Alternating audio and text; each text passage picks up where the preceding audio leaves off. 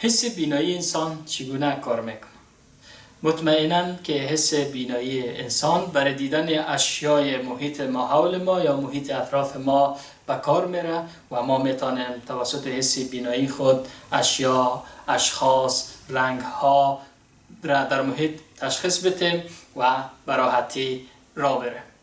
برای از اینکه بتونیم اهمیت حس بینایی را بر دانش آموزا تشریح کنیم، فعالیت را که ما در نظر گرفتم اجرا میکنم.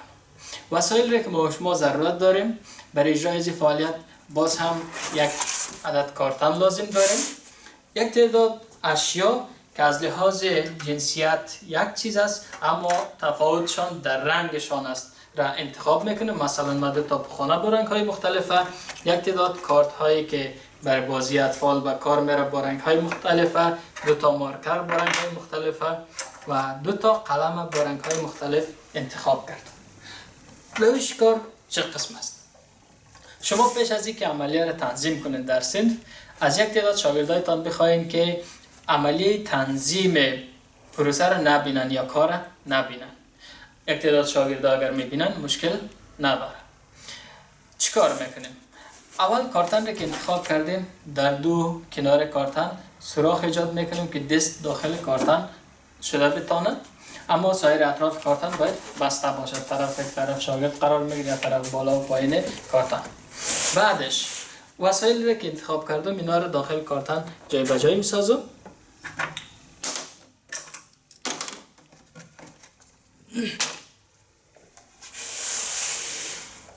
فعلا از دانش آموزایی که تنظیم سیستم یا برنامه ما رو ندیدن میخوایم که بیاین وسایلی که در داخل کارتن قرار داره اینا را تشخیص بدن.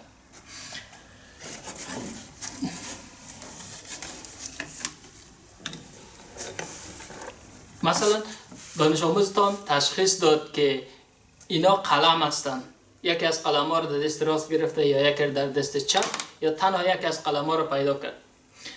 توسط حس لامسه تشخیص میده که قلم است.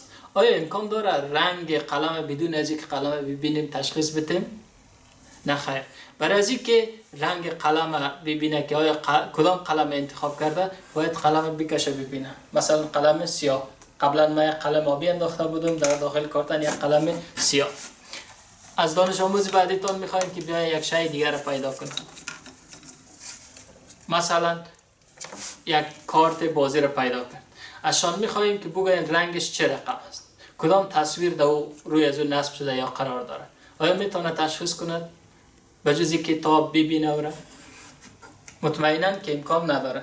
باید بکشه و ببینه که کارتن است با رنگ گلابی و تصویر موتر در او قرار داره.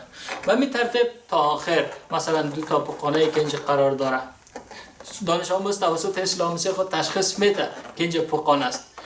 اما آیا میتونه بگویه که فعلا پخانه سبز یا بنفش کدامش در دست راستش است یا کدامش در دست چپش است؟ مطمئنا که تا نبینه گفته نمیتونه. مجبور باید بیرون بکشه ببینه که مثلا در دست راستش کدام رنگ پخانه قرار داره. توسط از این عملیه یا با اجرای از این عملیه ما و شما میتونیم اهمیت حس بینایی خود بر دانش آموزا تشریح کنیم که این حس بینایی ما و شما در تشخیص رنگ ها، در تشخیص اجسام ما و شما رو کمک میکنه. میتونیم ما توسط حس لامسه یک جسم تشخیص بدیم که این چی است یا نیست، اما رنگش امکان نداره توسط حس لامسه ما و شما تشخیص شود. به خاطر از اینکه رنگش تشخیص بدیم باید ببینیم که در این تشخیص رنگ ما و شما را حس بینایی ما و شما کمک میکنه و با اجرای از فعالیت میتونیم اهمیت حس بینایی رو بر دانش آموز بهتر و خوبتر تشریح کنیم. شما میتونید به جای کارتن از یک دستمال پاک استفاده کنید، چشمای دانش آموزایتان رو بسته کنید. اگر کارتن موجود نبود، بیای وسایل به دستشان میتین که تشخیص کنید که چی است. مثلا شاید تشخیص بده قلم است، وقتی چشم دانش آموز بسته بود اما رنگش رو تشخیص کرده نتونه تا زمانی که نمونه. این هم یک عملیه برای نشان دادن اهمیت حس بینایی انسان.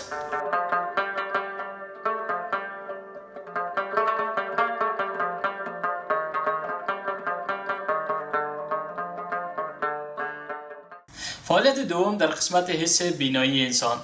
هرگاه حس بینایی ما دچار مشکل شود یا یکی از چشمای ما درست کار نکنه، ما با کدام مشکل مواجه میشیم یا چقدر دچار مشکل میشیم؟ برای اجرای از این فعالیت ما و شما فقط به 2 عدد خودکار یا 2 عدد پنسل ضرورت داره. روش کار چه قسم است؟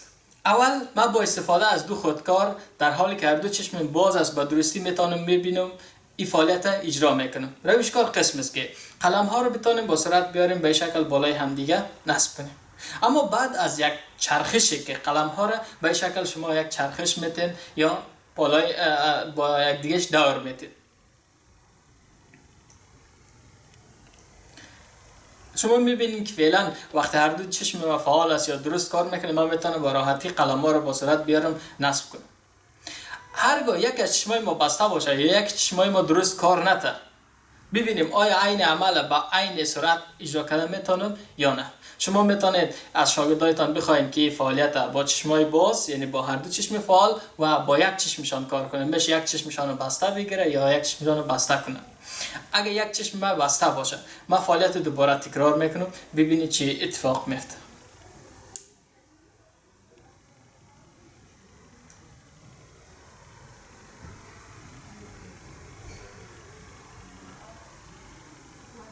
شما میبینید که هرگاه یک از چشمای ما شما فعالیت نکنه یا درست کار نکنه، ما شما از لحاظ تشخیص فاصله ها دچار مشکل میشیم. مثلا نمیتونیم به اون صورتی که با 2 چشمی که هر 2 چشم ما وقت فعال بود این فعالیت اجرا کنیم. وقتی یک چشم ما بسته باشه، فعالیت ما میخوایم اجرا کنیم، میبینیم که با اون صورتی که بیشتر ما قلم‌ها رو نصب کردن میتونستم، فعلا نصب کردن نمیتونم، یعنی از لحاظ تشخیص فاصله اینجا دچار مشکل میشم. این فعالیت دیگه ای که ما و شما میتونیم برای نشان دادن اهمیت حس بینایی یا برای تشریح بهتر حس بینایی از او استفاده کنیم یا کار بگیریم.